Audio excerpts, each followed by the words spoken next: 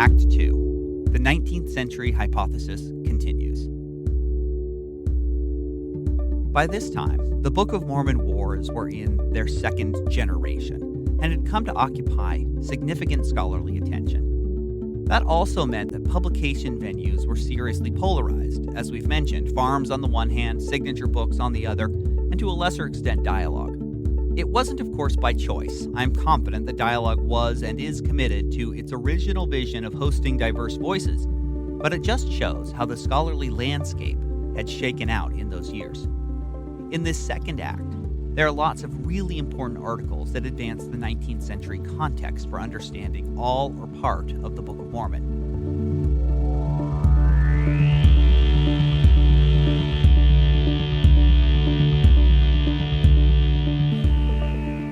In 2003, we see several articles on the Book of Mormon in the winter issue. Clay Chandler, Scrying for the Lord, Magic, Mysticism, and the Origins of the Book of Mormon, made another pass at the magical culture of Joseph Smith's early career.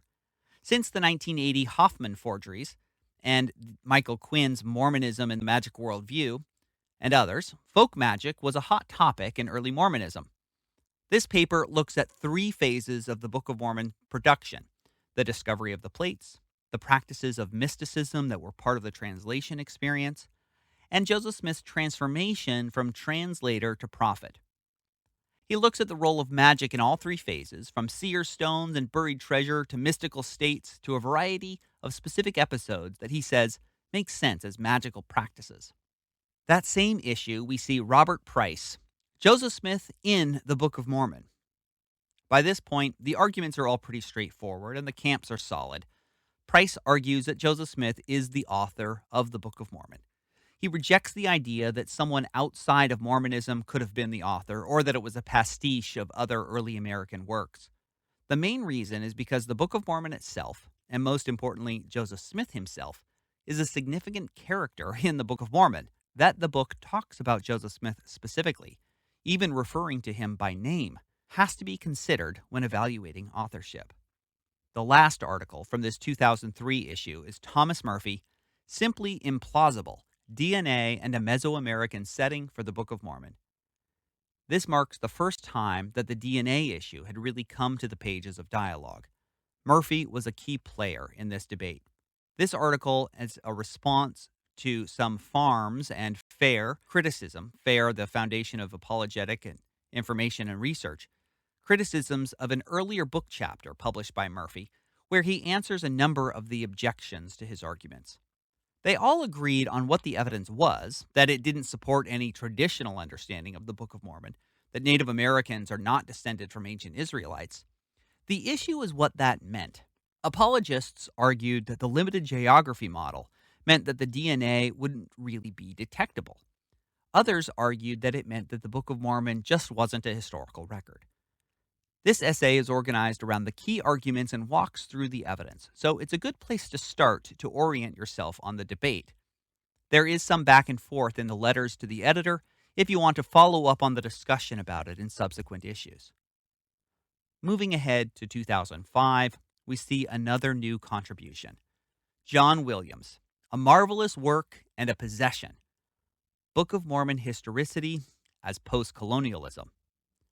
I think this remains an important paper because it really brings in race and politics into Book of Mormon scholarship, not in terms of hashing out the justice or meaning of the curses, but of how the narrative and its interpretation incorporate or take possession of certain peoples for its own purposes. He compares the Book of Mormon to a 13th century book, The Travels of Marco Polo. He isn't drawing crude parallels about influences or origins. Indeed, he's explicitly discussing the hazards of parallelomania that Douglas Salmon had put forward.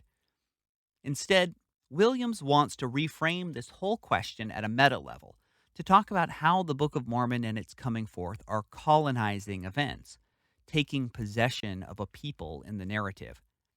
And he calls the contemporary analysis that limits the authority and totalizing claims of the Book of Mormon about who the Lamanites are, whether from apologists or naturalists, decolonization. The question of the identity of the Lamanites is at the heart of this colonizing or decolonizing process. Other 19th century approaches continued to be put forward, including Clyde Ford, Lehi on the Great Issues, Book of Mormon Theology in Early 19th Century Perspective. Really, Ford isn't making a definitive argument about historicity, only that the theological arguments in the Book of Mormon seemed, quote, designed to be read and understood by its early 19th century audience. This article is then an effort to locate more precisely the theological argument that it was engaged in by mapping the different schools from Calvinism to Arminianism to Methodism to Universalism and more. He looks at some of the major theological rivalries of the day and where the Book of Mormon lands on them.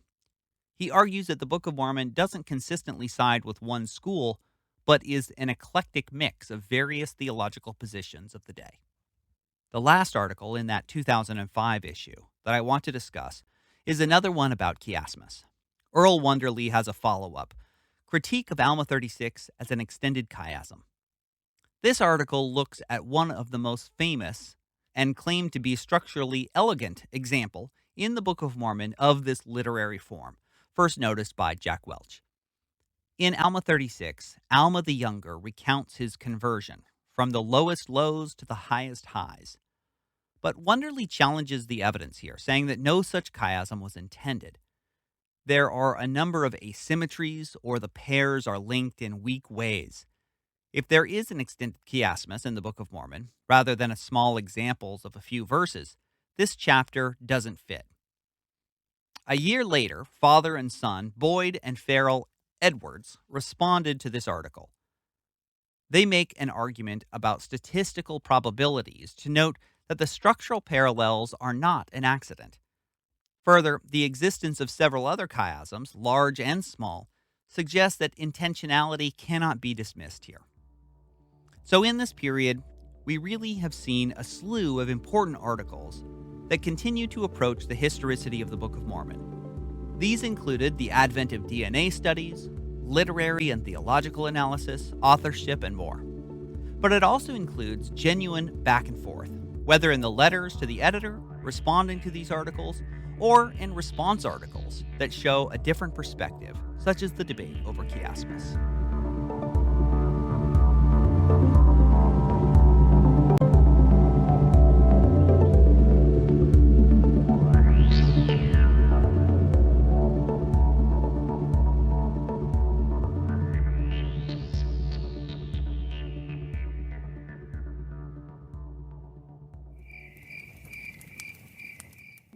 Welcome to Bristlecone Firesides, casual conversation around a virtual fireside where we discuss faith, the earth, the universe, and everything. We are your hosts, Abby and Madison. The central question we ask each other, as well as poets, artists, activists, and other guests around our virtual fireside, is what does it mean to belong to the earth? So if you've ever wondered how to reground your faith and spiritual practice in the stuff of the earth, this is the podcast for you. Catch up on previous seasons by subscribing to Bristlecone Firesides on Apple Podcasts, Google Podcasts, Spotify, or wherever else you get your podcasts. From the Aspen Mountains, Juniper Forests, Red Rock Deserts, and Salty Lakes of Utah, we wish you peace and goodness as you strive to find yourself in the family of the earth.